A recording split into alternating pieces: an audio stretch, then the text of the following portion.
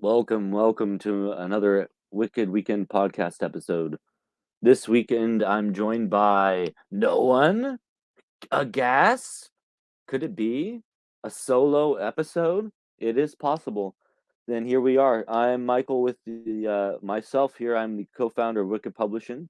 Usually joined by Matt, the other co-founder, and a couple of the other creators. This week, we're doing little things differently.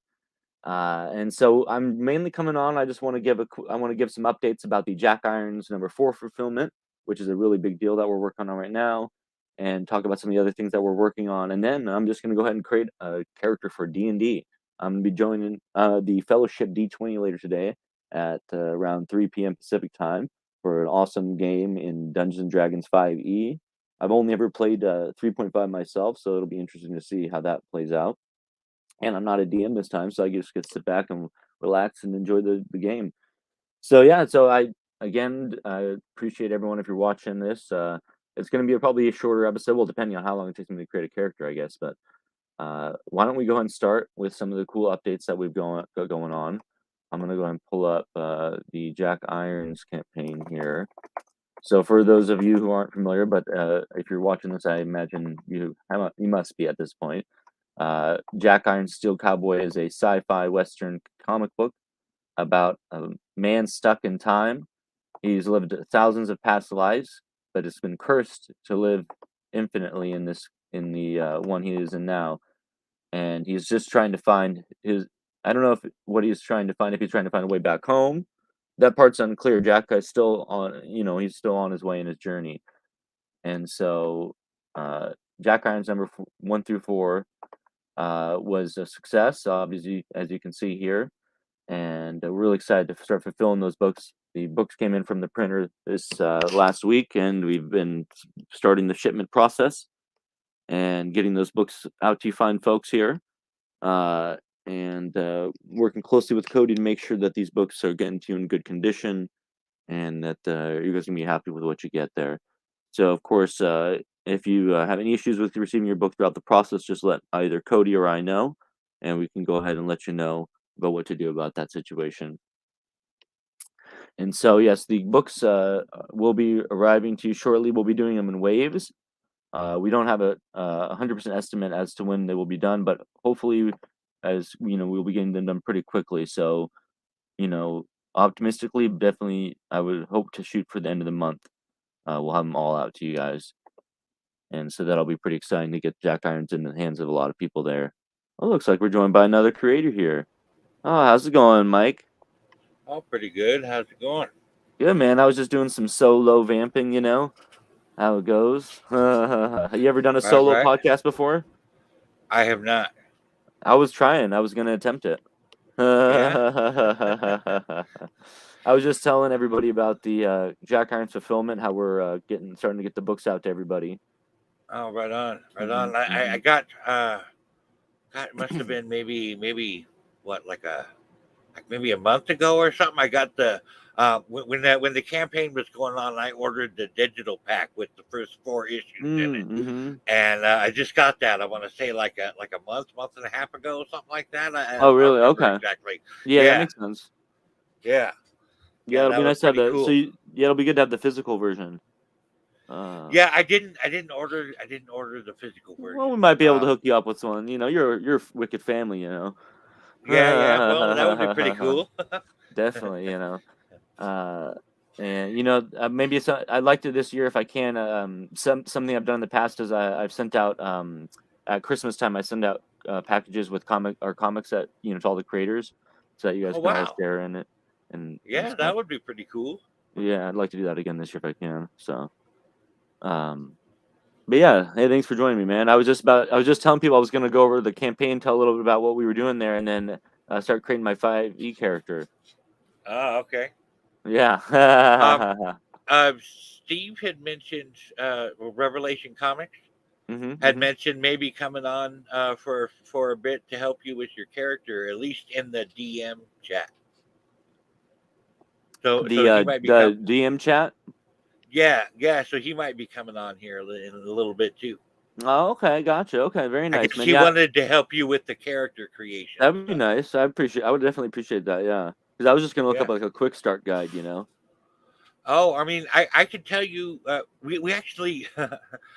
I wish I could talk more about it specifically, but we actually we just recorded a big old Dungeons and Dragons themed episode where we talk about the movie and the Oh, game and all that kind of stuff for ORP. that sounds And fun. yeah, yeah. But I can tell you how I did it, and I can tell you how Steve did it to give Sure. you an Okay. idea for the character there.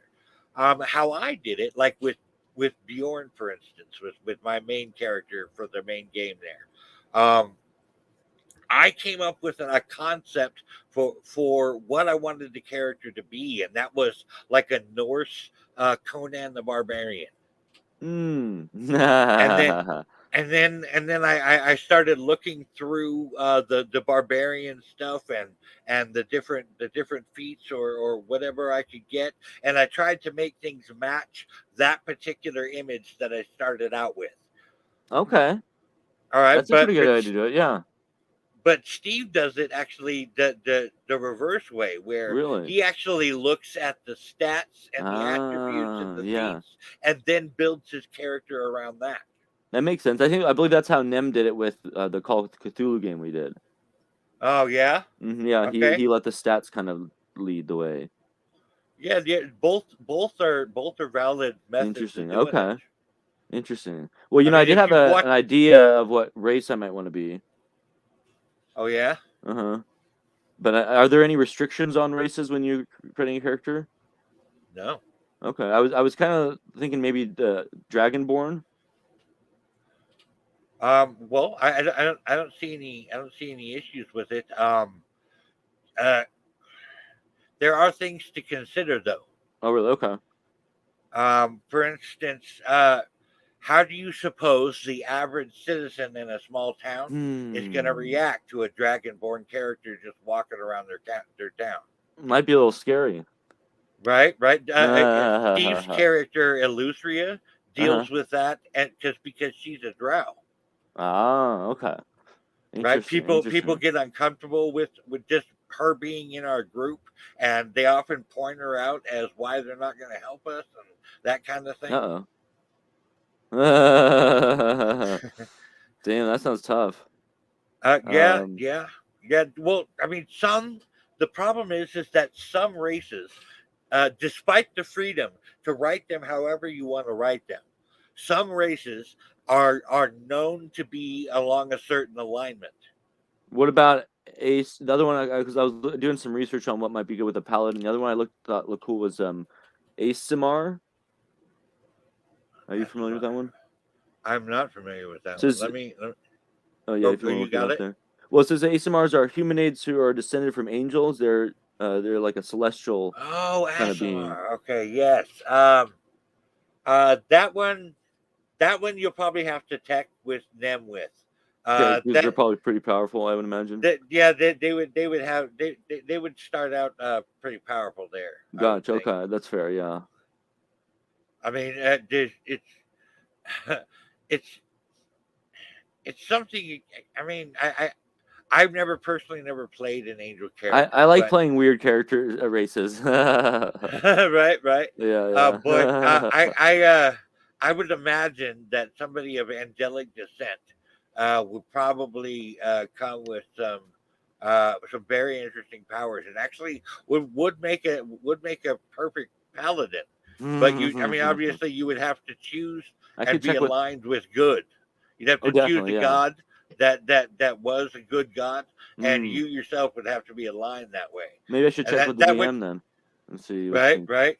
Yeah. But consider this. But Okay. consider this. If you choose a character that is aligned, uh, like lawful good, for instance, then when our party decides to do something that is maybe a little outside of the rule book, you're going to have an issue with that.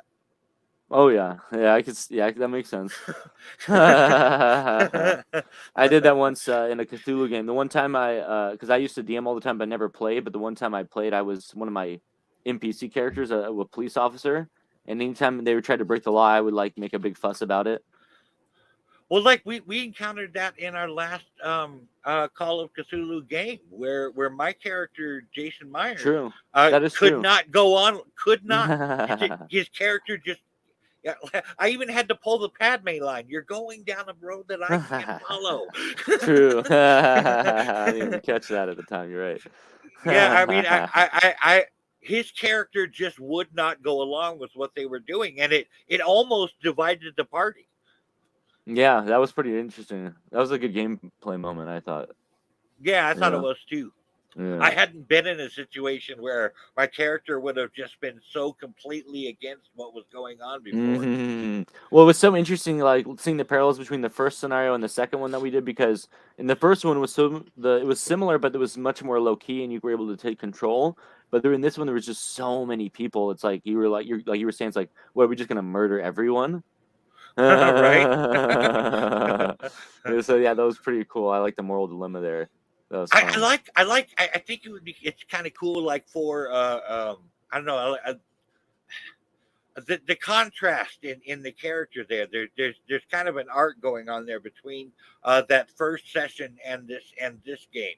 In that, Mm-hmm. in the first session, I actually lost some sanity points, and Mm. in that case, I full on freaked out due to the loss of those Oh yeah. sanity points, and I his character even pulled out his gun and was willing to Mm. fire it. Mm. I mean, compare that to the Dr. Myers you see in this asylum game without the loss of sanity points. I mean, that's a pretty big contrast there. Yeah, that's interesting. You're right. You did pretty good on sanity loss during this last session. I thought you were I you not were kept making the I did rolls. amazing on sanity Yeah. loss. We encountered one of those Lovecraftian creatures, and not only did I not lose sanity points, I ended up with more than I started with. You're like, I'm getting used to this, man. Yeah. That's pretty cool. Oh man, yeah, we'll definitely have to do another Call of Cthulhu session again in the future, hopefully soon. Yeah, that would be cool. That would be Yeah, I cool. I got the really next like one ready having to them on go. there too. Yeah, that was really fun. I'm glad he joined us. He had a good dynamic to it, and he came in ready to go, like out of the gates. He knew exactly, he's like, okay, I'm gonna analyze these documents here. Let me get into this. He was Right, ready. right. I sent him all the Call of Cthulhu books that I had. Nice, hell yeah, that's awesome. Yeah, I love Call of Cthulhu, but today will be interesting because I'll get to be a player for once in Yeah. a while. I don't usually get to do that. I have heard a lot of stories, mostly like on YouTube videos and stuff, where DMs, however much they like DMing, if they don't get to play occasionally, you can get what's called a like a DM burnout.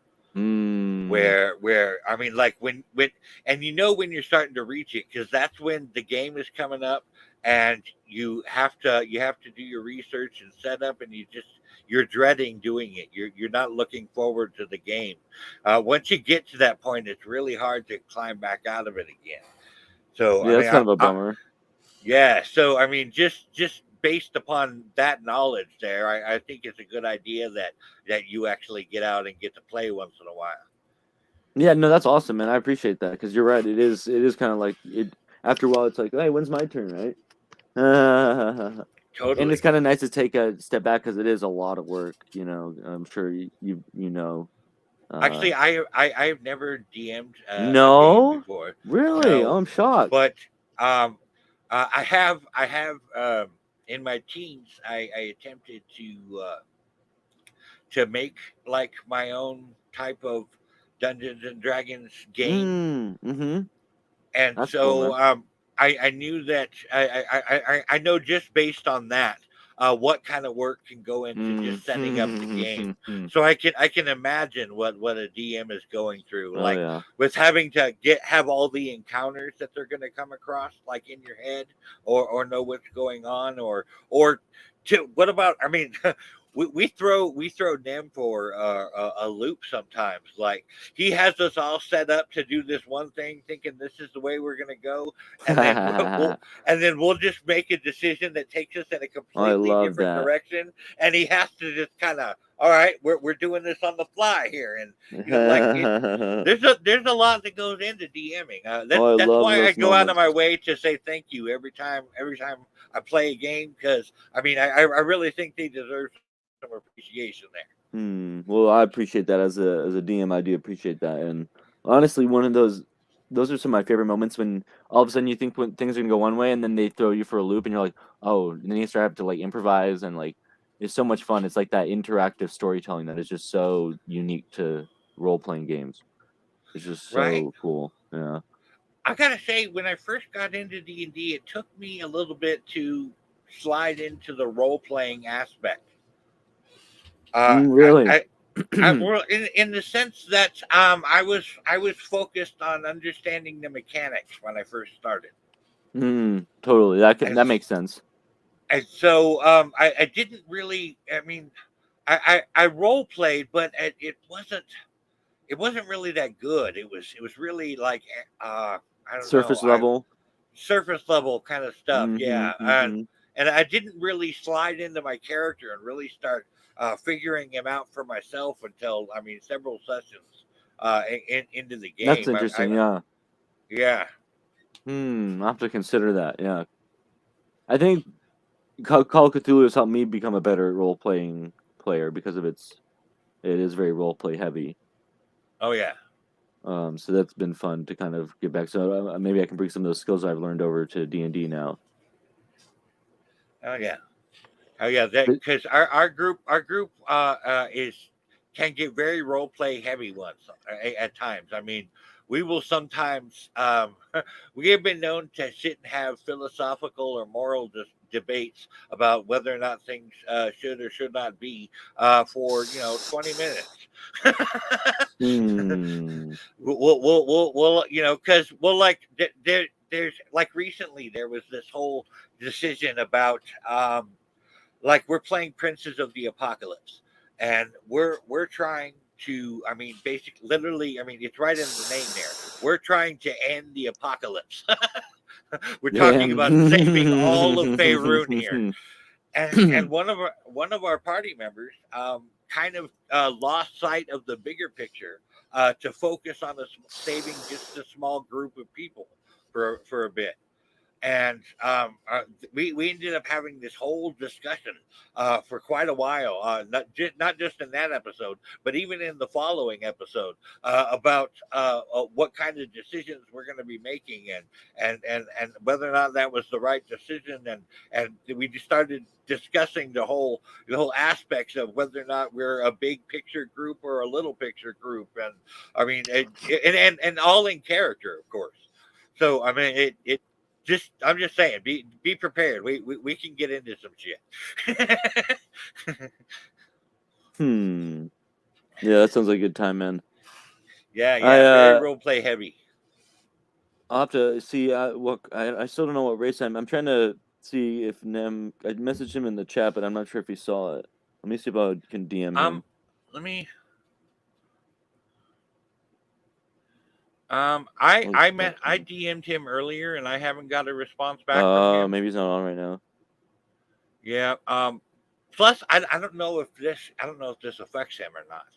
But my friends down in LA felt an earthquake this morning. Oh really? Like yeah, like in the middle of the night. I Really guess interesting. in Malibu it was a 4.1. Damn. That's unusual. Yeah. So I mean, granted, he's a little ways away in Los Angeles, but I'm just hoping maybe his internet is still working and stuff like Yeah, really. Oh that. god, that would be bad. Huh, well, and SMR would be cool. I could be like all proper and stuff, and I'll have to look into like what their some more information about their race here. But hmm, was Steve gonna come on and help you, son? He had said that he could, but I mean, obviously he hasn't. Let's see here. I have you have let's see. Let me try and message him really quick. Use race, class, and background.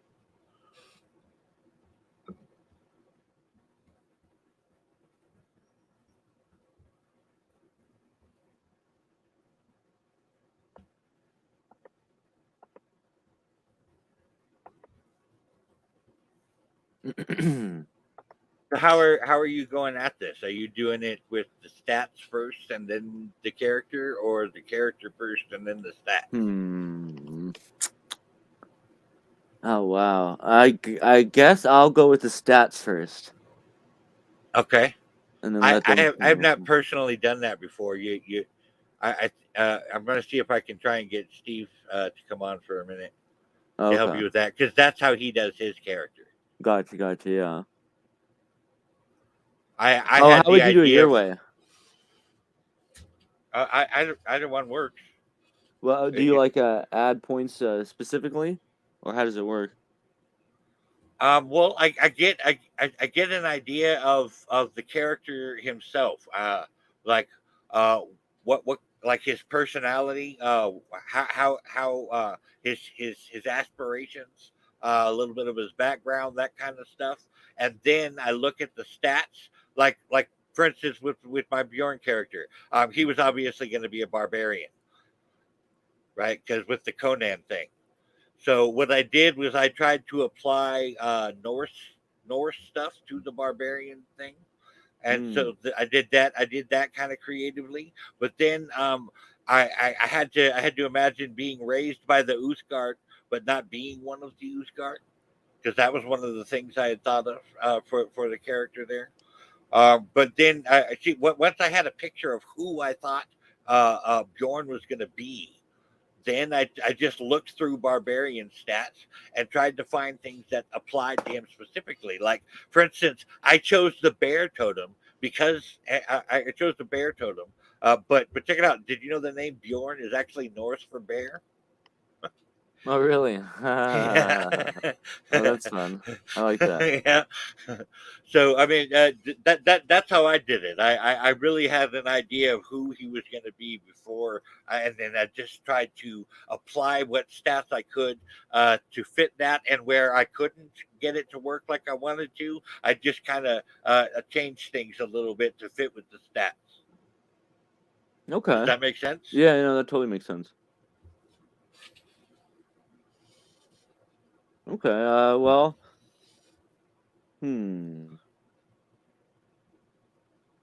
That's a Okay, conundrum.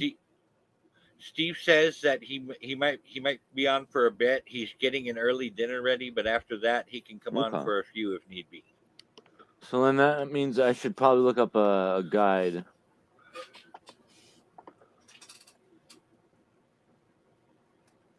Well, I mean, I'm not completely unknowledgeable about it. Oh, really? Could you help me get started? Yeah. Okay. Let me go ahead and share my screen here. I have the Roll20 up, and Have you we're ready to decided how go. you're going to do your attributes? How do you mean? Well, well, I'm talking. What we used in the group is the 46 drop one method, Hmm. where you roll 46 and you drop the lowest one, and then you add those up, and that is your stat for one of them. And you just like say, "Okay, I'm going to start with strength" or something. Or no, you can. No, sometimes some people do it so that you have Oh, to I do see it what you like in mean. a row. Okay, Gotcha. but Like you drop the how lowest we one, and did then it, you use those 5 to do whatever you want. how I did it personally was I did the 46 drop one method 5 times or 6 times. I'm sorry, and then I just chose what numbers I wanted to apply from there. I think that makes sense. Yeah. Right, like I'm for completely instance with you. with Bjorn, he is a barbarian, but he's not a stupid one. I wanted him to actually be somewhat intelligent and stuff, and so one of the stats I wanted him to be a little bit higher than the average barbarian was intelligence. See what I mean? How you're fitting your character into that? Mm-hmm.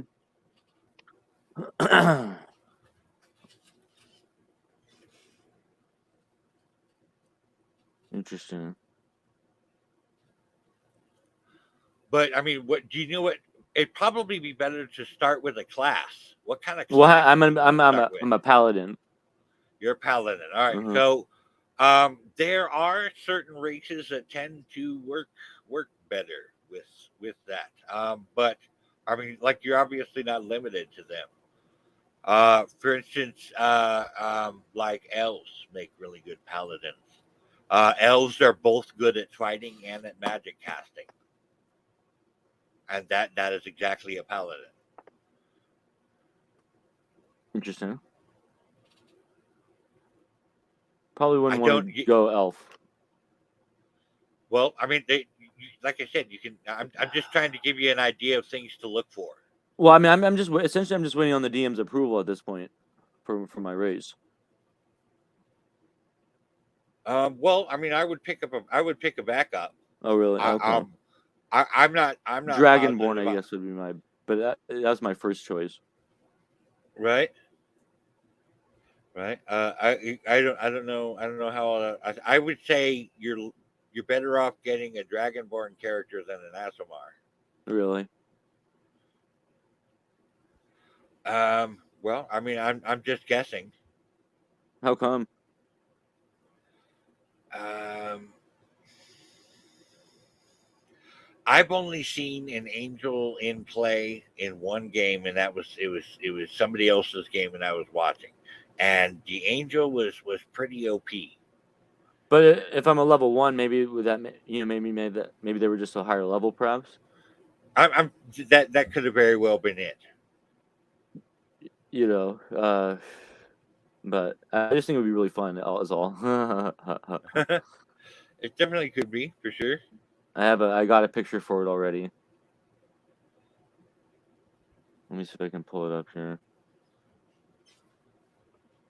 But I definitely can see your concern about that there. I just don't like playing the standard races. Is all. Right. I would just Um, look for a race that is good at both fighting and magic casting if you're going to be a paladin. that's why. You, Well, you that's can one of the reasons I obviously pick chose. whatever you want. That's one of the reasons I wanted to choose that one was because I was that's what Okay. I was under the impression it was. Yeah. Um, Yeah. I mean, if it works, it works. If not, like you said, I can use a backup at the I very least. think I'm not positive, but no, I'm thinking of Infernal, not Dragonborn. Never mind. I was thinking if you played an Infernal character, you'd have to come up with a reason why your character is not evil. Hmm. Like I had to Do do they that still with have my evil half races? I orc thought they got character. rid of that. That's one D&D. What's that That's mean? the Sorry, what new now? one coming out. That's one D&D. Oh, one D&D for all. Yeah. Um, Not beyond, and then there's also D&D Beyond, right? D&D Beyond is just a website. Okay. My bad. Okay. This was gonna be my Asimar paladin. Hmm. Certainly looks pretty cool. Right? He looks pretty sinister. Kind of gives me some Griffith vibes going on. I like it. Right, right. So but I don't know what that should do. I would pick a couple of races to go with. Okay. Like you're thinking Dragonborn, Asmar. I might pick it. I would try to be prepared for the possibility of him at least potentially liking or not liking either of those. Like Okay. when it comes to races that come with some substantial powers. There, so I really don't think that Genesis is going to have an issue with this stuff. That makes sense. Yeah. It's just possible.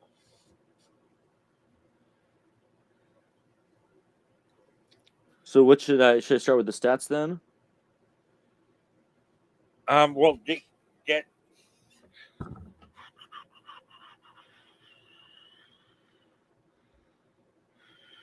Well, well, we have to build a character picked on one of those with one of those races that you Hmm. want to go with before we can do the stats, because the character's race and class are going to affect your stats and stuff like that too. Um, Do you have I'm another just way to get saying. hold of the DM? Well, like I said, he hasn't been responding. Like a phone, or you don't have his phone number? I do have his phone number. Maybe you could text. I don't know if you could feel like texting. Maybe you could text him. I don't know. Ooh, this is cool looking.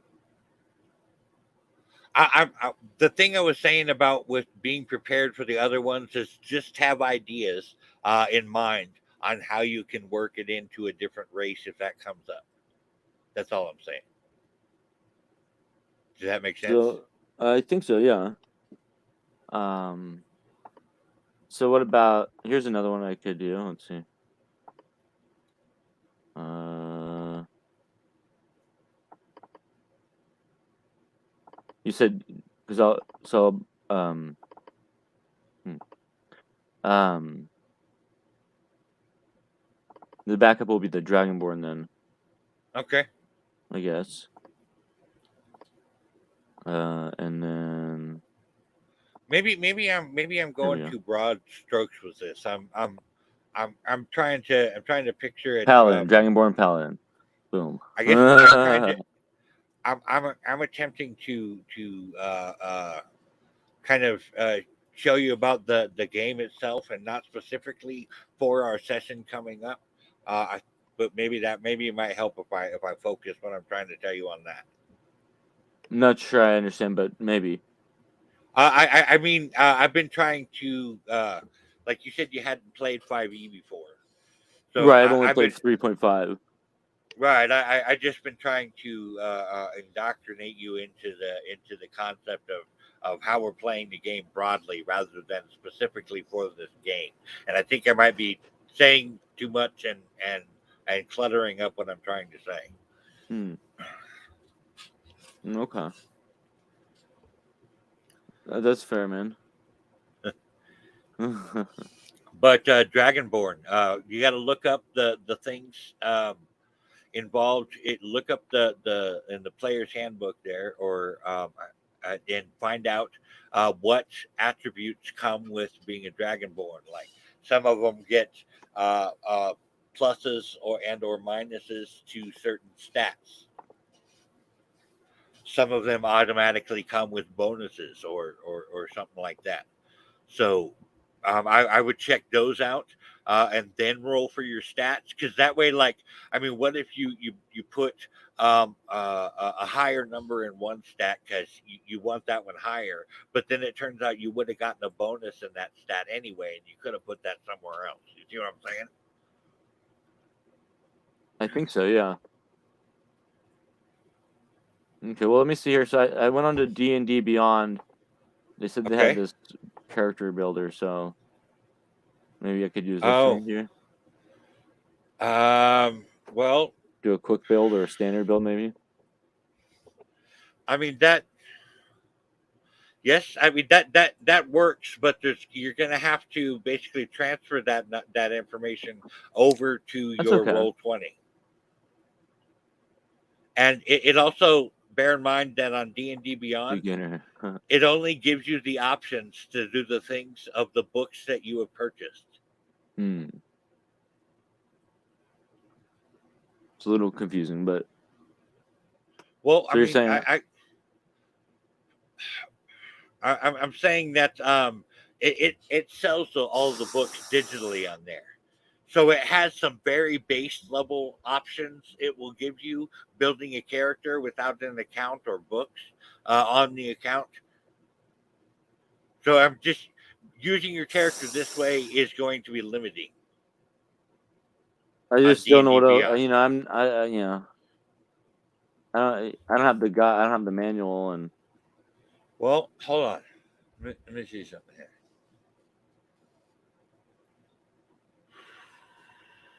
Let's do it this way. I have D and D Beyond, and I have some of those books. So let me just try. I'll make the character on here. Maybe I could do it that way. I could make your character on here, and Good. as I walk you through the process, and Mm-hmm. then tell you what the stats say. Do you want to do that? I suppose so. Whatever works, I guess. I'm just trying to make it easier for you. I mean, I Mm-hmm. really, if however you want to do it. Hmm. Uh, Um, I really though, just thought that whatever because you I think have is all whatever the you think is books. best, man. Honestly, I don't know what to do. All right, I just think that because I have all the books on there, that it might be easier. All Interesting. right. Let's see.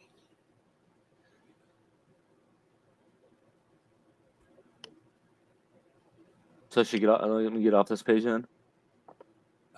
Yeah. Once I get it set up here,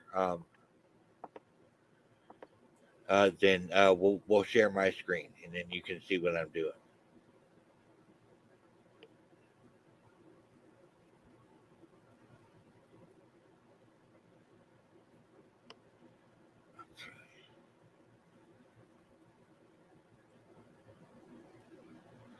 Uh,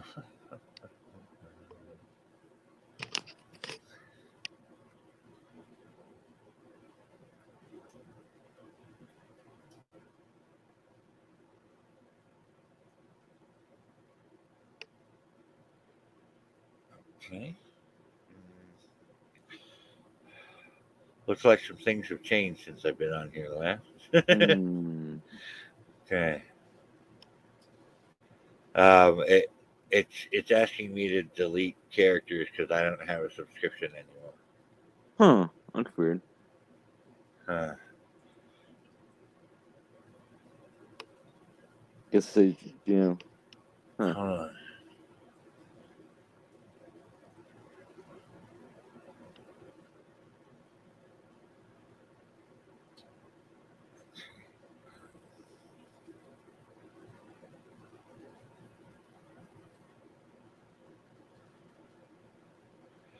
Okay. Let's uh let's check this out here. I'm sorry. Just give me a second. I think I can work this out here. Yeah, it looks like Nem is MIA at the moment. Um. I'm gonna say if not, maybe a Dragonborn. Okay. Here we go. Now we are in character creation. Okay. Um. Let's, Go with standard. let's All right. Do you want to? Oh Can look, I? Do you want me? it's Steve. All Yeah, right. What's up? Bucky. Not too bad. I was just having a break, like just feeding my dog, and Did you want me Yeah, to share my screen and as we do this, Mike? sure. Okay. yeah, Have you heard anything about what we were talking about, Steve, by any chance, or not really? I have not. But Uh-huh. knowing them, I can't imagine an ASMR would be a problem. Oh, really? No, none of. I mean, the stuff that you have to see the kind of stuff that Jeff Bracey um, goes through, and they're a lot weirder than ASMR. And we've had two ASMR in two different campaigns that Oh, he would really? do. Yeah, I can't imagine he would say no to that. Okay. What do you I think, mean, Mike? I would double check it with him, but my feeling is he would have probably approve it. Should Yeah, we? Nim is pretty flexible. Yeah, Okay, yeah, that's cool. yeah. And in general, if it's something that's on Wikidot and it's even in the stuff on the Unearthed Arcana, it's probably fine. Okay. Uh, do you have a name for your character? Yeah, Therian. S Cool. Arian. No, Tharion.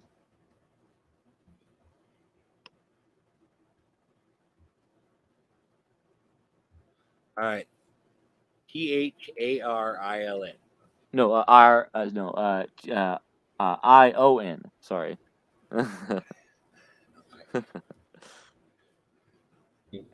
Okay. To give you some perspective, Jeff is playing an Owlin, and Jen is playing a Yuan T in that campaign. So, I think. Cool. All right. So you're going with. Looks like we got Asimar in here, but it's only variant Asimar. Yeah. Interesting. D&D Beyond really sucks with that kind of stuff. They make you pay for things that are not. So yeah. Yeah, that's why I'm actually doing it on my thing, because I have those books on there. I thought that would give him more options and would make the character creation easier. Yeah, I mean, I don't think it's bad for theory crafting and things like that, but a lot of it is just getting the thing done on the Roll20 itself. Do you wanna go? I'm not sure what to do here. This is one of the things that would have been limited for you if you had done it on here. Like for instance, I only have the stuff enough in here for variant Asimar. That's interesting. A variant might, be interesting, because that's essentially like a half human, half. Well, I know. Do you have a specific idea in mind for a variant? Like, what kind of Asimar was he in your head? Well, he's a paladin, so I wanted him to be kind of more formal. Yeah, we can kind of roll out Fallen then. I think we can roll out Fallen. The other ones, I think probably any of them could work depending on what you want.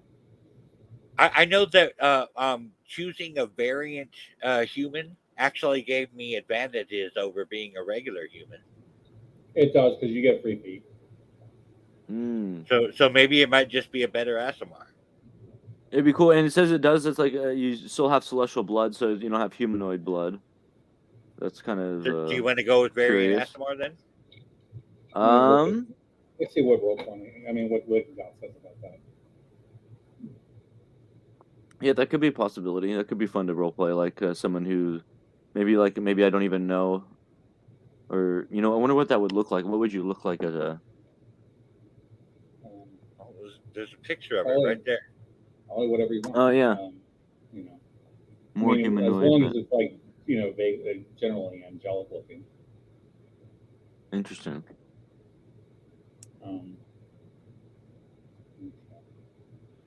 It says this variant Asimar, this Asimar variant originally appeared in the Dungeon Master's Guide as an example for creating your own races. Oh, interesting. That's cool. So outside of the Dungeon Master's Guide, you couldn't actually find this variant. Oh wow. There's the Monsters of the Multiverse version. There's the Volo's Guide to Monsters version, Protector, Scourge, and Fallen. Fallen's obviously out. There's variant Asimar traits as an action. I want to say that for Asteria, who was my Asimar, I went for the Morgan Canon's version, but I can't 100% remember.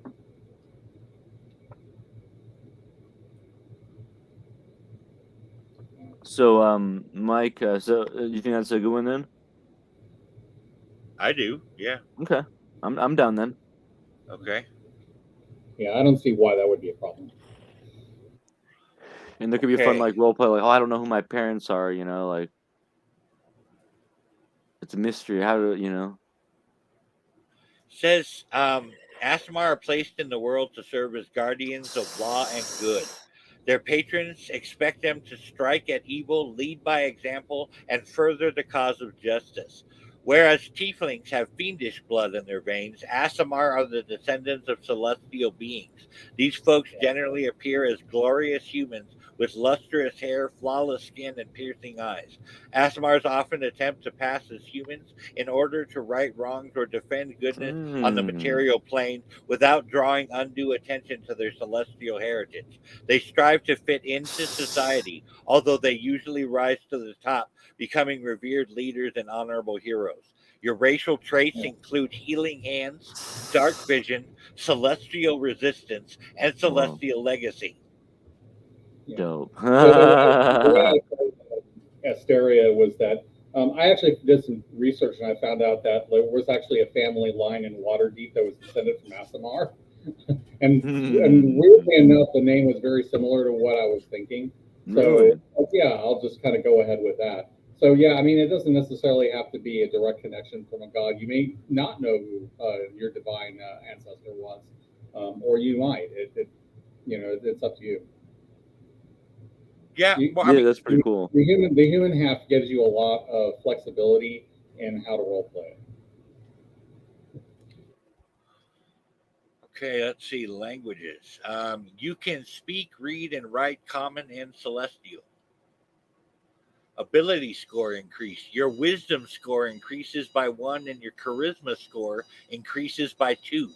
See, that's one of the things I was talking about earlier. How if you wait to find out what kind of advantages come with your race or class first, before you apply your stats, Mm-hmm. it's a lot easier, because that way you Ah, know okay. which ones already get advantages. Like Yeah, your Gotcha. wisdom and score Asimov, and charisma score are already going to be higher.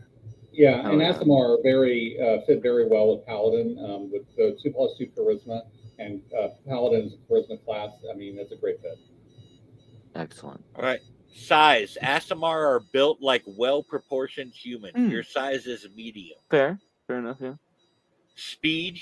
Your base walking speed is 30 feet. Is that what a humans would be as well? Yeah, Yeah. yes, more or less. Yeah. My barbarian was 30 feet. Okay. Okay, Uh, so that's pretty uh, standard, yeah. Celestial Yeah, to get resistance. over that, you have to be like a gnome or a halfling or something. This is kind of cool. Your celestial resistance gives you resistance, which means half damage to necrotic damage and radiant damage. Whoa. What's That's cool nice. about that is if you have to do a saving throw and you pass that saving throw, you actually end up taking a quarter of the damage. Okay. Wow. That's really Yeah. nice. Celestial legacy. You know the light. You know the light cantrip. Once you reach third level, you can cast a lesser restoration spell once with this trait, and you Hmm. regain the ability to do so when you finish a long rest. Once you reach fifth level, you can cast the daylight spell once with this trait as a third level spell, and you regain the ability to do so when you finish a long rest. Charisma is your spellcasting ability for these spells. Okay, and restoration, is that for magic abilities or what is that for? That would be Steve's department. Restoration. Yeah, restoration I spell. mean, let me see what that is. Lesser restoration. It takes care of like certain status effects, like Like ailments and things like that? frightened. Yeah, frightened. I think blinded, deafened, that kind of stuff. Gotcha, All okay. right. Are we ready to move on to class? Yeah, I think so. Yeah. Let Okay. me write it in There here are on my some character versions sheet. that have healing hands, so you would actually have more ability to heal with that. But I don't know if the variant includes that or not. But I know the Mordenkainen's version does.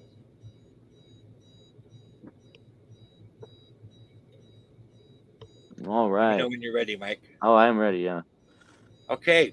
Paladin, a holy warrior bound to a sacred oath. You get a 1d10 hit dice. Mm-hmm. Are And you hit familiar die with hit dice? not exactly. Okay, like after a short rest, you can, and like, because you know how you gain your hit points back after a long rest. Well, Mm-hmm. after a short rest, you can use hit dice. You roll, like in your Ah, case, you roll 1d10 and you get whatever you roll. You get that many health points back. okay, yeah. Mm-hmm.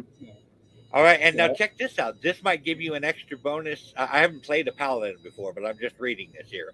It says that your primary abilities as a paladin are strength and charisma, which means you might get another bonus into charisma. Oh, wow. Yeah, And charisma is definitely the paladin thing. Strength is important, and wisdom to a certain extent, because of certain like clerical based abilities. Um, Paladin is like the one class that has the most requirements of you to go in and out of the class. Okay. all right, and at first level, as a paladin, you get something called divine sense. The Yeah. presence of strong evil registers on your senses like a nauseous odor. A powerful good rings like a heavenly music in your ear.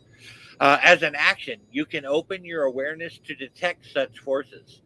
Until the end of your next turn, you know the location of any celestial, fiend, or undead within 60 feet of you that is not behind total cover. You know the type, Whoa. celestial, fiend, or undead of any being whose Whoa. presence you sense, but not its I'm identity. sensing a dark aura. Yeah, it's not. I've used it a couple of times.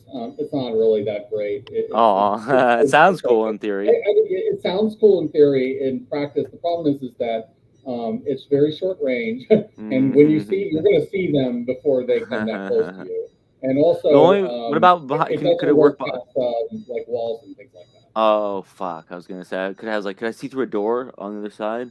No, it Damn. says that the only things you can sense cannot be behind total cover. If they're completely Gotcha. covered, you're not sensing them. I see. Right, I see what you exactly. mean now, Steve. Yeah. Okay. Yeah, so it sounds great. I think they kind of nerfed it from previous editions, to be honest. Interesting. It Okay. says that you can use this feature a number of times equal to 1 plus your charisma modifier. When you finish a long rest, you regain all expended uses. Yeah. The next one on first level you get is Lay on Hands. Your blessed touch can heal wounds. You have a pool of healing power that replenishes when you take a long rest. With that pool, you can restore a total number of hit points equal to your paladin level times 5. This That's guy's badass. he start can off just with 5. beef You himself can up. heal 5 hit points at first level. That's pretty good. Yeah, So- it's not bad. Right? It's a good emergency thing, and also, but I end up using like its other effect later on, which is that it will cure certain status effects if you invest 5 points of healing into somebody. So, Okay. like when when Bjorn has gotten poisoned, I've done that to him. I've used the Lay on Hands to heal the poison. Nice. Okay. All right. Do you want to explain fighting style, Steve? Yeah, you're going to have an option of choosing remember like that. a different fighting style, and they've got like a number of different ones that are listed. Kind of like how in you can- Pathfinder you have like two-handed sword fighting. Is Yeah, that it's like kinda that. idea? It's like that. Yeah. Okay. It's very similar to that. So Additionally, one you you like. only get to choose fighting style at second level. yeah, and you can retrain it at fourth level or whenever you get like an ability score improvement level. All right. Sweet. Also, you only get this at second level, but you want to explain spell casting, Steve? Yeah, so you get cleric spells starting at level 2. So and actually their spell list is not too bad, at least in the first level or so. I've only gotten to the second level because Luthria is a 6th level paladin right now. But eventually you start getting later on, you start getting some decent spells. You can summon a steed, things like that. For early levels, I would say you want to look at things like cure wounds or heroism, that kind of stuff. Right, because I won't be able to heal you guys, right? Yeah, not at this level. Oh, but really? Unfortunately, not at first level. Second So level, you will be- Paladin doesn't really start off as a good healer. You'll have your Lay on Hands, so that'll give you something. Okay. But If it yeah, would you're help, gonna I have to could wait. just read through these. Yeah, I will say though, as a bard, I can heal, and Greg, who's playing the Rock Gnome Artificer, can also heal. Good. He's Yeah. got Okay. 4 wounds loaded. That's good. At least, yeah. Yeah, so we got a decent amount of healing. Cool. I think you're gonna be helping tank things and being a frontline fighter alongside Ovac. Okay. Yeah, sounds good. All right. There's also a few things else. Also, your spell saving DC is 8 plus your proficiency bonus plus your charisma modifier. Your spell attack modifier is your proficiency bonus plus your charisma modifier. Yeah. Apparently, your spellcasting ability derives from the power of your convictions. Yeah, they kind of changed that from previous editions. Originally, it was from a god. Now they kind of are trying to define it so that it's based on your oath. And I will say I like it and I dislike it. I like the idea that you don't have to be a goody goody lawful good type person if you don't want to, as long as you're within the tenets of the oath. And each subclass listed will tell you what that is. So it's like if you want to take an oath of vengeance, you have to kind of go along with the tenets of the oath of vengeance. Otherwise, you kind of lose your paladin status, that kind of thing. Mm. So I would look through each one of them, see what fits best for how you see your character, and then kind of go with that. But they give you a lot of flexibility to define your paladin however you want. That was not there before. Okay, all the rest of these are just lists of spells you'll get at other levels. You can figure that stuff out later. Right. Yeah, Well, you get Level extra. one here. The main things to keep in mind are extra attack at level 5 and aura protection at level 6. And having finally just gotten my aura of protection this last week, I can tell you it is stupid good. I pretty much saved Jeff like last week with that. Oh wow. Okay. Interesting. Yeah, you get like +5 on all saving throws. It is ridiculous. Okay. Well, then it sounds like. Do I start off with any spells or anything like that, or? No. First, Gotcha. yeah, all you're going to have is your lay on hands. Should I write As that down? I said, spell casting starts at second level. Right. Right. That makes All the sense. stuff that we've Okay. been talking about is like higher level stuff. Do wizards or like any other kind of classes have any start at level 1? Some classes get their subclasses at level 1 or other features. Interesting. Like sorcerers will get it at the lower first level. I believe clerics do. Some yeah, and then other ones take like several levels to come online. Okay, so I'm on my character sheet here. I'm gonna put down. I want to put down the the hands thing. If if you if you Huh? want, when we're done creating this character, I can just share the link with you in the DM, and you can look right Really? at it and apply those things to your sheet. Oh wow, that'd be Yeah, really cool, yeah, man. Thank you. We yeah, do just have kind to of, get done making this character. Yeah, that's what I was thinking. It is Yeah. 2:06. yeah. I mean, how Yeah, are I was you starting to get a little rolling nervous, to be honest how with are you. you rolling his stats?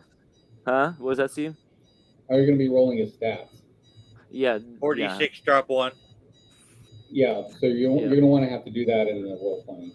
Should I just do that now? Yeah. So what you'll do is Don't we have to finish actually creating this character? We're gonna go through his. I if you want, we can just digitally roll your stats here on D&D Beyond Oh as wow. part of Okay. the character creation process. Do you Okay. want to do that, or do you want to I'm not roll them really at home? I'm not really liking that idea. I would run it Really? past Nick if you're going to do that. Well, then you're gonna have to finish making your character with everybody else.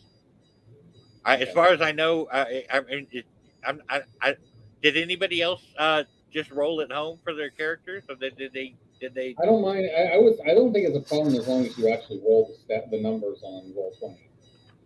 Oh, I in see. the It's like for official record kind of a thing, almost in a sense. Oh, well then I Yeah. can't even finish making this character on here, so this is pointless. Yeah. But I think you can kind of get a basic idea, know what you want to use and what you want to include, that kind of thing. Right. Okay. Is anyone else in the same boat as me, or will I be holding up the game? No, We're just gonna have to. no. You're just gonna have I to think come on everybody else early, has got their numbers. Yeah. Yeah. Just come. You're Yeah. just Just gonna, come in. And, yeah. Just come and in. that's You can assuming kind of we start can get that. in contact with Nim. Nobody has gotten any responses from him all day. I hope his internet is not down. It's probably more a health thing. He tends to shut off sometimes because he's not feeling well. Okay. I know Cody is having some issues with his internet. I know, but he's not. I mean, granted, he's in a completely different state. But Yeah. Did you hear about the He earthquake? takes rest periodically, just so he can feel better when it's time to live again. Did you hear about the earthquake? I have not heard anything about an earthquake. There was a 4.1 earthquake in Malibu, which could have been felt to at least some degree in Los Angeles. Oh, geez. So I don't know. That's why we're wondering about the internet thing, That's possible, but I don't know. right? It's like that's a kind of a different factor. You know? So who knows, man? But like you said, hopefully it's just like maybe just taking some time. He'll be on here in a moment. Hopefully he'll be on early enough to do this, because Yeah, we yeah, are yeah. gonna you're gonna have to finish creating If your not, I'll have to character. use a pre-gen And if we're character. not gonna do that now, it's gonna He did, take Well, us he some no. did time send, before we he get did started. send like short It, notes earlier today, so I mean, if anything, Mike, I might have to just use a pre-gen character, to be honest, me too. if that's allowed. Um, Okay. I I don't really know. We'll don't see. see what the issue was with doing it how we were Oh, doing it. oh, But okay. Well, I I feel don't, bad. noted, I the guess. problem, No, I is just feel bad without for holding them, up I everyone. don't want to do it. So. my The thing problem is I is just that want to hold up the crowd. I feel bad to be the one holding everything up. Yeah. I would honestly why don't you want we use digital dice all the time, Steve. Why don't you want to use Yeah, them all well, the the time? thing is that when it's on Roll20, everybody can see it. That's the thing. It's just Right, to but make sure both of it's up us and are up. here watching the rolls, so we can do it now. Oh. See what I'm saying? I mean, I could share my If you screen. want to, if you want to try it and see what he says, I mean, we can do that. Also, Okay. I thought the whole point was just having witnesses to the rolls. Is there something else? Yeah, I didn't think about that angle, but yeah, I would just rather not have to be in a situation where we have to re-roll everything. Hmm. In which case, we're wasting our time doing this.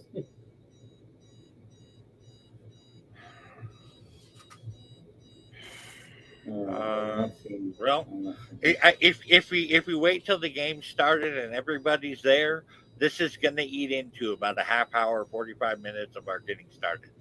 Well, I don't want that, man. Let's just kind of roll. Let's just kind of roll with it for now, and then we'll see if we have to re-roll the stats. We re-roll the stats. It's fine. Okay, that sounds reasonable to me. Yeah. Especially if Nim's not going to show up until we are about to play, or even at all. For we just don't know really. Got to play by ear.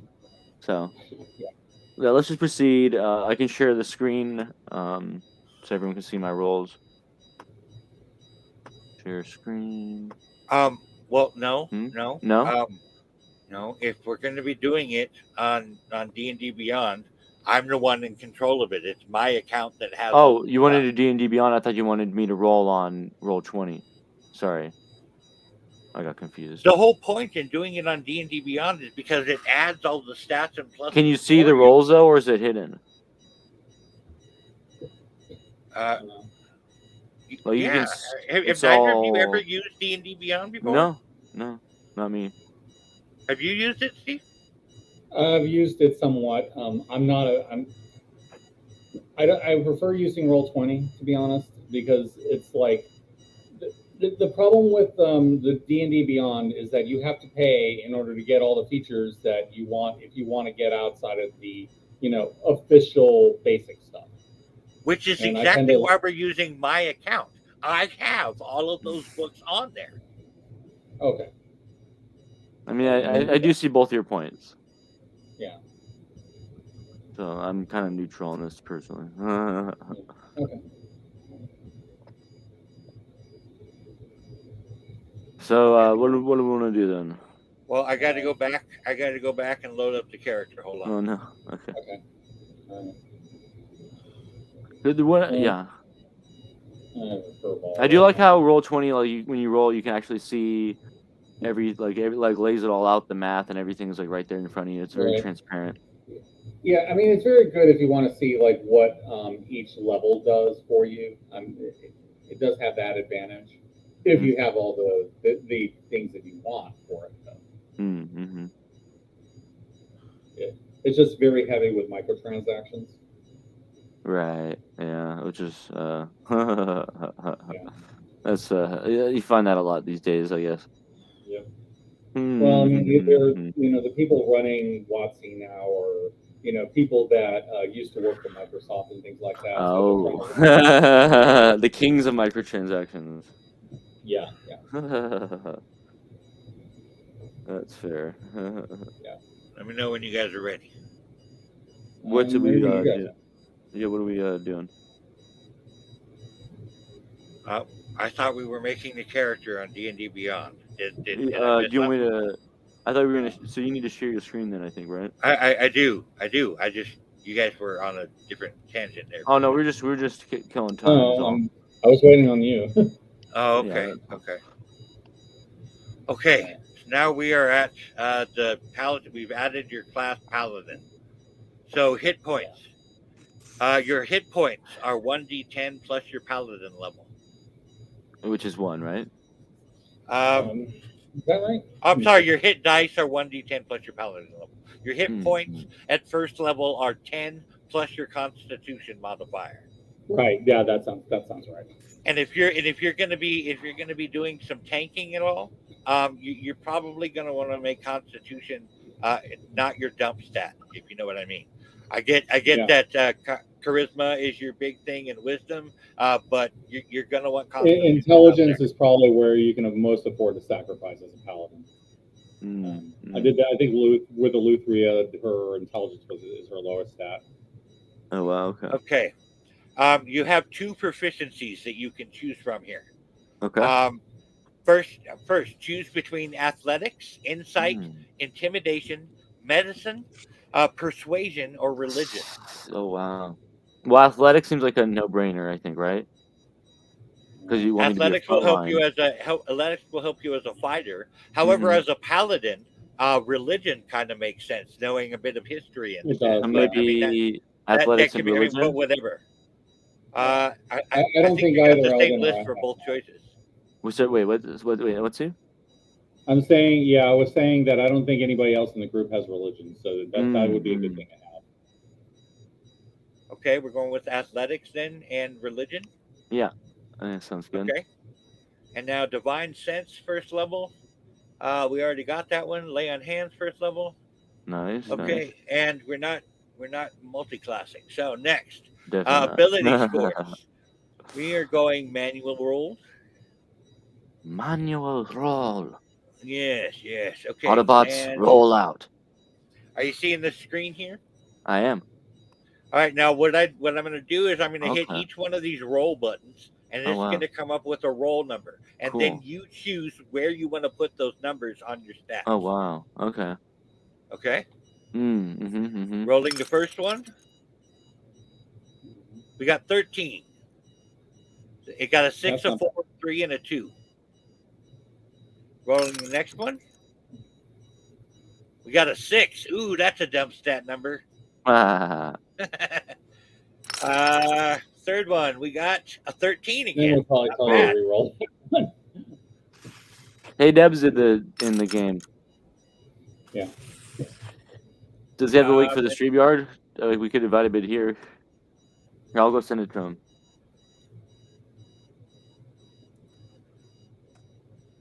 Let's see. And then there is the next one.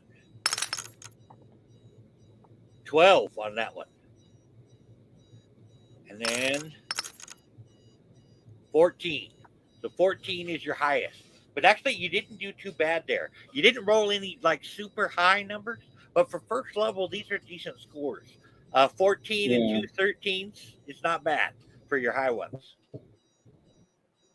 The problem is you're going to need stats for paladins. I think you may have enough. You all kinds of broke up there, Steve. What did you say? I'm saying that paladin usually requires a lot of stats to be above 13. So let me double check and make sure that I got that right. Well, I mean, we can reset the group. Yeah, you have charisma. Okay, if you have charisma and strength, that's pretty good. The other one you can use for constitution. So yeah, we're all at the right levels then. Yeah. You said base level requirements. Yeah, right? You probably want to use the 14 for your charisma. So that would, with the Aasimar lineage, that would take you up to 16. Dope. And check this out. Because you chose variant Aasimar and not just regular Aasimar, your wisdom score increases by 1, and your charisma score increases by 2. So consider that. That's cool. Like for instance, if you put 14 as your charisma score, it's actually going to be 16. That's pretty good, right? If you put Yeah. 13 as your wisdom score, it's actually going to be 14.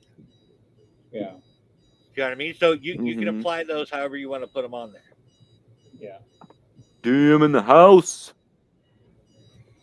Yo. Hey. Hey. Yeah. Kind of. Oh, you're playing hard to get, huh, Nim? Yeah,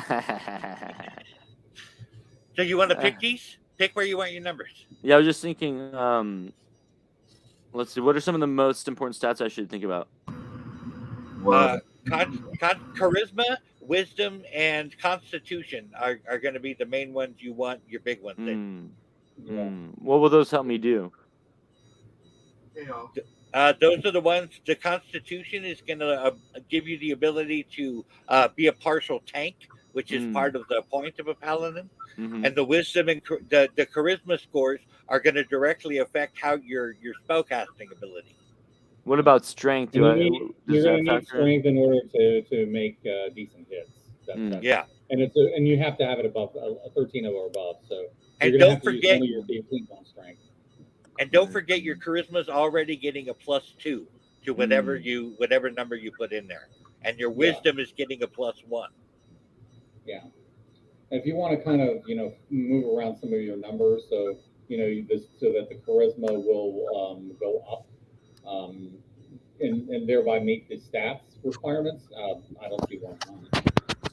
So 13. So maybe 14 for Constitution and 13 for Strength, perhaps. Yeah, it depends on like what do you want to prioritize. The problem is like with those stats, you're really going to have to kind of be smart about where you put them. They're kind of like mid all the way through, right? Yeah, and that's 6. Yeah, that's 6 kind of. Oof, yeah, right. I think that's a hurting. Hey, what's up, everyone? Yo. Sorry, I was taking a nap before, so. No problem. Yeah, I was kind of we're kind of like trying to work and kind of without like DM assistance on this, so I'm hoping you can help clear some stuff up. I made you I assigned you a character sheet on the game too. So I did see that. Yeah, thank you. I appreciate that. If I were you, I would probably considering that I'm getting a +2 on charisma, I might choose maybe a 13 or something on there, and maybe even a 13 on wisdom, as you're getting a +1 there, and then put the 14 on constitution or strength. Yeah, try to let those modifiers work for you. Are you still making a paladin? I am, yeah. Yeah, charisma is probably the biggest one that you want. Yeah, generally. Yeah, he's playing a variant Asimar, so he gets +2 in charisma. Cool. And then a +1 in wisdom too. So I'm trying to use the stats and those bonuses to balance it out. But Mike's got to make the decision here. Yeah. Yep. So the charisma will get a +2, right? Oops. Yes, and your wisdom +1. Yep. Wisdom +1. Yeah. That 6 is going to have to go to your intelligence. I don't see any other way. Just intelligence. Yeah. Okay, and then hold on. I didn't hear that. What's going on in intelligence? Number 6. The 6 will have to be that because that's the only dumb stat you've got. Yeah, I was thinking the same thing. I'll 6. Just be a dummy. Okay. Yeah. And then if it makes you feel any better, you're playing with a half orc. we'll be best buds then. Maybe the collective hour will go right past you. I'll just be like the real the classic kind of like noble savage. No, not savage. Was it like noble dumb? Is there some sort of where is this stereotype that I'm trying to reach for? I don't know any noble stupid people, but yeah, no, I was like, is there a character? Maybe like an Arnold Schwarzenegger character or something. I don't know. Can you pull that off? I beg to differ. You do know at least one noble stupid person. Oh, well, all right.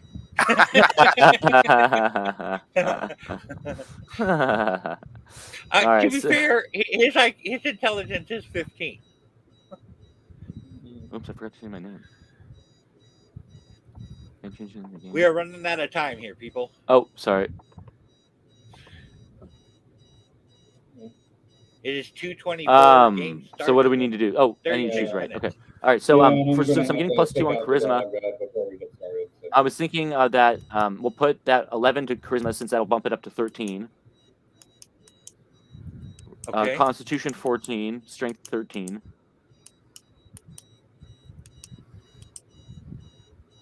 And then that Okay. leaves 12 and 13. That would be, I guess, 13 to wisdom and 12 to dex. Okay. Does that? Yeah, What that's if people think of that? Yeah, that's fine. You can do Okay. that. Yeah, Dex is not going to be huge on your character. Okay. All right. So here's your total scores. Check it out. Cool, Okay. cool, Can you cool. see that stuff? Mm-hmm. Mm-hmm. You get a modifier of +1 on strength, +1 on dexterity, +2 Nice. on constitution. That's good. -2 on intelligence. Jesus, I'm dumb as bricks. +2 on wisdom and +1 on charisma. Cool. So now I'm like a real how it's like they call I actually did hear about this term recently. It's called a himbo. It's like a really handsome dumb person. That's about Yeah. Okay, let's see. We went over your languages, your For the background. He-Man paladin. All right, let's see. Acolyte would apply to a paladin, I suppose.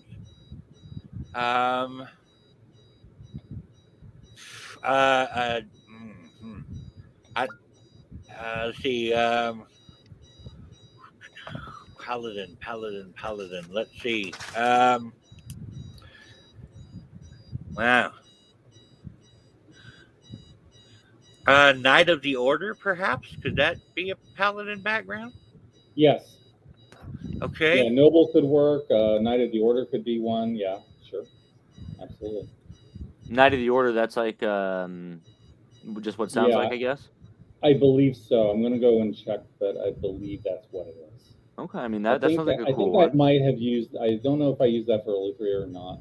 I know it gave her like a custom background, but we really don't have time for that. Right? Okay, with Knight I of like the the Order, idea of that, you know. you 'Cause it's belong like to an order. Oh, go ahead. You belong to an order of knights who have sworn oaths to achieve a certain goal. The nature of this goal depends on the order you serve, but in your eyes, it is without question a vital and honorable endeavor. Faerun has a wide variety of knightly orders, all of which have similar outlook concerning their actions and responsibility. Though the term knight conjures the idea of mounted, heavily armored warriors of noble blood, most knightly orders in Faerun don't restrict their memberships to such individuals. The goals and philosophies of the order are more important than the gear and fighting style of its members, and so most of these orders aren't limited to fighting types, but are open to all sorts of folk who are willing to battle and die for the order's cause. The knightly orders of Faerun, sidebar below, details several of the orders active present. Okay, all right. Cool. Yeah. Does that sound good, Knight of the Order? Yeah, I like it. Yeah. All I right, think that you're would gonna work have to perfectly. pick a cause then for your character. Yeah, I was would say thinking, think about he's- a god you might want to serve. That kind of thing. Oh, really? I was thinking that maybe like he's striving for peace for the kingdom. He wants to bring, end war and bring peace to. Oh, to okay. the So lands. it'd be like a knight. Yeah, then I would say and lean towards Knights of the Crown when you get to level 3. Any issues with that, Nim? Nope. Okay, skill proficiencies. You can have Arcana, History, or Nature. History. Okay. Tool proficiencies. I'm getting something different on my screen, but that's fine. What do you mean you're getting something different? According to Wikidot, what I'm seeing is persuasion +1 from among Arcana, History, Nature, and Religion as appropriate for your order. Well, I think the difference being that the wiki is probably fan built, whereas this is actually based on the D&D books. I really don't care which one you go with. I'm just saying this is what I'm saying. Well, it's up to the DM. It's up to the DM, really. That's what I'm saying. Yeah. That's what I'm saying. It's not my fault. I'm good. Okay. It's Do clear. you want to choose a musical instrument or gaming set? Gaming set, I suppose. Okay. There's dice sets. Dragon chess game. Let's see. I'm a dice man. Okay, let's go with dice set. Okay. Language, background language. Hmm. Yeah, Looks just like one you of got a run of almost a whole litter here. Yeah, I can do Really? whatever you want. Any suggestions? Um, Let's see. I mean, I think you get. For I languages, yeah. think you get common and celestial normally, so anything else would be fine. It would just, as long as it makes sense for your character. usually it always helps if you. Well, this game right now we're not fighting in the wilderness or anything, but it always helps to take like an orc language or a goblinoid language or something like that in case you run into those. So, Okay. Orc and goblin are both on here. Pick one. or you could take If you something can do that. completely off the wall, Yeah. crazy too. So, You can do Yeah. Elven or Dwarven. Those are not. We don't have any elves in the group, right? So maybe Elven would be helpful. No, I don't. I can Okay. see Elven be a good one. Yeah. All right. Nightly regard. Background feature. Okay, with your background, you receive shelter and succor from members of your nightly order and those who are sympathetic to its aims. If your order is a religious one, you gain aid from temples and other religious communities of your deity. Knights of civic orders can get help from the community, whether a lone settlement or a great nation that they serve. And knights of philosophical orders can find help from those who have aided in the pursuit of their ideals and those who share those ideals. This comes in the form of shelter and meals and healing when appropriate, as well as occasionally risky assistance, such as a band of local citizens rallying to aid a sorely pressed knight in a fight, or those who support the order helping to smuggle a knight out of a town where he or she is being hunted unjustly. Yeah, so basically you're getting help from your country, or That's cool. representatives of your country. All right. It has suggested characteristics, but you can add those on your own there. Fair I don't enough, think we yeah. need to do there. Yeah, Yeah. I mean, Align. you could just define, like, all this is to help you kind of like define who your character is as a person.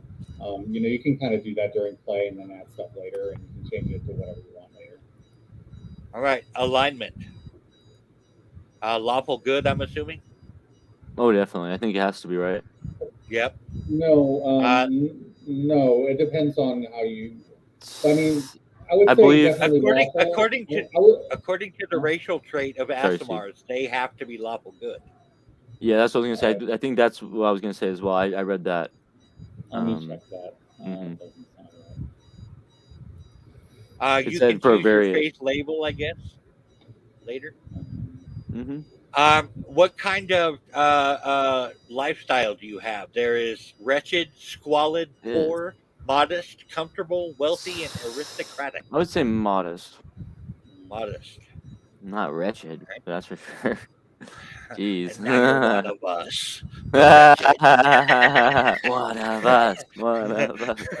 Neither celestial power or most SMR are good. Outcast SMR are most lost and neutral or even evil. So Oh, wow. I would say you're at least. I think lawful good makes the most sense for you. I though. agree. Yeah. Because you're SMR, so you're going to lean good, and because you're working for like an lawful organization, it makes more sense for you to do lawful. Plus, as a paladin, I So, feel like you'd be leaning good as well. So it's like yeah. a lot of elements Yeah, there. I mean, I play Eleutheri as neutral good. Oh, really? Because, yeah. Well, the Mm. thing is, I take Oath of the Ancients, so I'm not really like devoted to any lawful organization. She's just there to serve the greater Interesting. good. Yeah, Okay. like that kind of thing. All right. The rest of this all seems like But I stuff think you're a that crown paladin. That from what you described. Definitely. the rest Cool. of the stuff all seems like stuff that you can add on later. Oh, yeah. That's going to be flavoring to your character. So for now, see, you don't have any items or possessions. You have to work that out with Nim. Yeah. Okay, export to PDF. Let me see what the default stuff is for that, because they do give you choices here. By the way, does anyone They know why do- my they- name won't? Oh, sorry. They do, Steve. But we're just trying to get his character set up, and that I stuff he know. can do outside of D&D You Beyond. start with but they give you following equipment that you can choose to start with. So, for instance, you can have a martial weapon of your choice and a shield, or 2 martial weapons. You can have 5 javelins or any simple melee weapon. Fuck, what am I police gonna pack use? and Jeez. explorer pack, and then chainmail and a holy symbol. God dang, that's some decision making right there. Like, do I go sword and shield, 2 sword? I can't do 2 sword, right? That's like a specialization, right? You can always go 2 swords. The problem is that you it's hard to pull off well without a feat. Yeah, fair enough. Yeah, you get I remember I negative. had a fighter who was a 2 sword guy back in the day, but yeah, that makes more sense. You can He's a fighter. do great weapon, which is you just have a 2-handed weapon. You can do a sword. And I like a big sword. I like a 2-handed sword. I'm feeling that. Okay. So you could probably have a great sword. Yeah. Those are always fun. Okay. Your character sheet is in your DM chat from Dope. Roman Comics. Cool, thank you. So put that stuff on your Roll20 character, and we can work out the rest of this later. Yeah, totally. Like I can start filling in, and maybe and as I play and your feel out my armor is going to be character. chainmail to start with. Okay, let me make a note You'll of that. have that in a holy symbol for sure. All right, and then I guess we'll figure out the rest of these. So then, do we want to end the podcast here so that everyone can take a little break before the game starts? I'm not sure we have much time for a little break. You got to go right from this to the game to StreamYard on the other. Well, for the it's other at 3 game o'clock, so that we isn't can it? set up your character. Okay. It is, but do you really think you can put all your information on your character and then fill out all that character information stuff in 20 minutes? Oh, definitely. Okay. All right. That's what I was thinking. I'll end it, then I'll go do it right now. I'll be in a few minutes. Okay. Just so everybody, so you guys, all of you know, I got the player's handbook and the Xanathars on Roll20 now, so all that stuff should be available on the character sheets now. Just easy. Right. We were just using D&D Beyond because I bought the player's handbook and it has a lot of that stuff plus a couple other books, so yeah, it was just easier that way. I just got tired of having to write all that stuff in all the time. So hell yeah, for sure. Like for instance, he chose a variant Asimar, and apparently that's only in the Dungeon Master's Guide. Oh, is it? Yeah. Well, shit. Now I'm gonna have to buy the Dungeon Master's Guide. I'm making you do more work. Are there any special rules, or you gonna have to type all that in, or are you good with that? So I'm fine with typing it in. Yeah. No, the only difference with the variant Asimar is the pluses you get on your stats. The +2 to charisma and 1 to wisdom. There's also laying hands. I can lay hands on people, dog. If you know what I mean. Yeah. Cool. All right. Actually, it's not quite what it seems, but yeah. All right, so should we end that podcast and we can switch on over to your stream? Yep. Cool. I'm gonna go. Right. I'm gonna go grab some food real quick, and then I will be on. So sounds good. Yeah, guys. I gotta go and take out my dog, and I'll be on then. Well, thank you for watching the Wikid podcast. We'll see you next weekend, y'all. Take care.